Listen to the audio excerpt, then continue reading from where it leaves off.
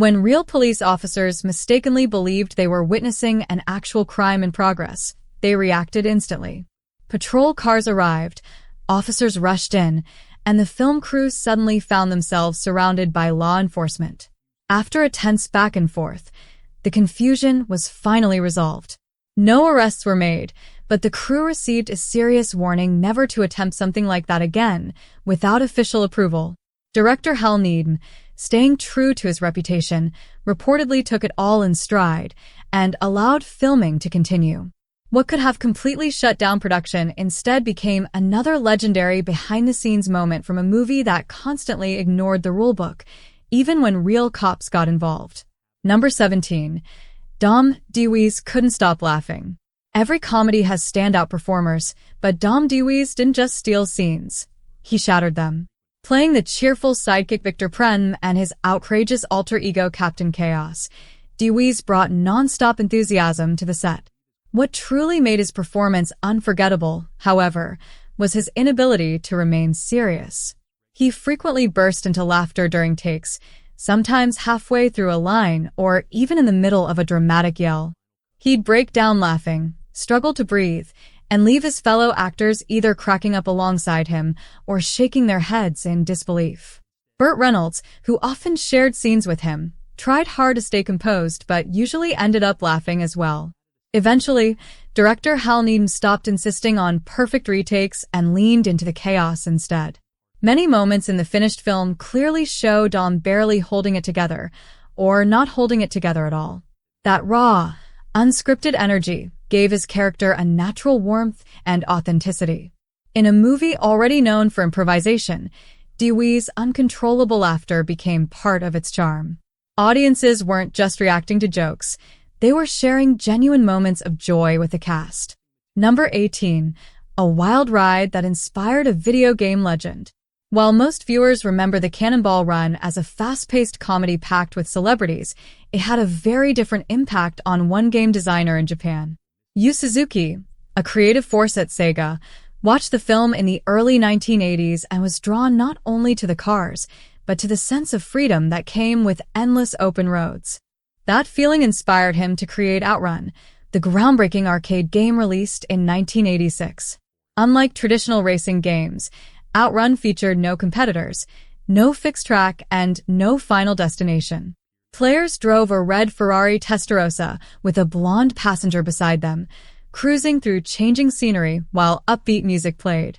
Suzuki explained that he wanted players to feel like they were escaping daily life, just as the racers did in the Cannonball Run.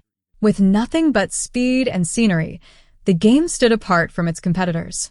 Years later, Outrun is still considered one of the most influential arcade games ever created, all sparked by a rebellious Hollywood comedy. Number 19. Missing footage that may be gone forever. Most films leave unused scenes behind, but the Cannonball Run may have lost far more than audiences realize. According to director Hal Needham, a large amount of footage was either removed for pacing or simply disappeared over time. This included longer stunt sequences, alternate race openings, and additional Jackie Chan fight choreography. In the early 1980s, film preservation wasn't as organized as it is today. Reels were often misplaced, mislabeled, or discarded once a movie was finished. Given the film's loose and chaotic production style, organization was never a top priority. Jackie Chan reportedly filmed numerous extra stunts that showcased his abilities, but many never made it into the final cut and have never resurfaced. Over the years, fans and historians have speculated about whether these scenes still exist somewhere, tucked away in storage or forgotten vaults. The lost footage has become part of the movie's legend. For a film built on excess and improvisation, it almost feels appropriate that pieces of it simply vanished. Number 20. Burt Reynolds' double fooled almost everyone. In a blink and you'll miss it gag, the Cannonball Run pulled off a clever visual trick that even confused some of the crew. There's a quick moment where a police officer pulls over a speeding Lamborghini. The officer looks suspiciously familiar, and that's intentional. The patrolman is played by Roy Tatum, Burt Reynolds' longtime stunt double. Tatum resembled Reynolds so closely that he frequently stood in for him during demanding scenes. In this case, The resemblance became an inside joke. Several people on set reportedly mistook Tatum for Reynolds when he appeared in costume. One producer even began giving him directions before realizing the mistake. Instead of correcting him immediately, Tatum simply played along. It was a small joke, but perfectly in line with the film's anything-goes attitude. Number 21. The racing ambulance was inspired by real events. One of the movie's strangest vehicles, a high-speed ambulance, wasn't just a fictional gag. It was inspired by a real stunt carried out years earlier by director Hal Needham and writer Brock Yates. They actually attempted to drive an ambulance across the country to avoid being stopped. In 1979, the pair entered the Reynolds Cannonball Baker Sea to Shining Sea Memorial Trophy Dash using a retired ambulance. Their logic was simple. No one pulls over an emergency vehicle. They filled it with beer, included a doctor, and placed a fake patient on a stretcher to complete the illusion. While the plan wasn't flawless, it worked well enough to inspire the movie. Needham even kept the same ambulance near the filming location. It wasn't just a prop, it was part of the film's DNA. Number 22. Roger Moore poked fun at himself. One of the movie's smartest jokes involves a smooth-talking man who claims to be Roger Moore. The twist? He's played by Roger Moore himself, but not as the real Roger Moore. Instead, his character is Seymour Goldfarb Jr., a wealthy man who believes he is the famous actor. Goldfarb drives an Aston Martin DB5, references spy tropes constantly, and behaves like James Bond in every situation. At the time, Moore was still actively playing Bond in the official franchise, making the self-parody especially bold. It was a rare example of a major star mocking his own image, while still living it. The role highlighted Moore's comedic range and added one of the film's most self-aware moments. Number 23. Real stunts, real injuries. With no CGI or digital safety nets, the Cannonball Run relied entirely on practical effects and experienced stunt professionals. Director Hal Needham, himself a former stuntman, demanded realism above all else. That meant actual crashes, dangerous spins, and genuine risk. Several stunt performers were injured during filming.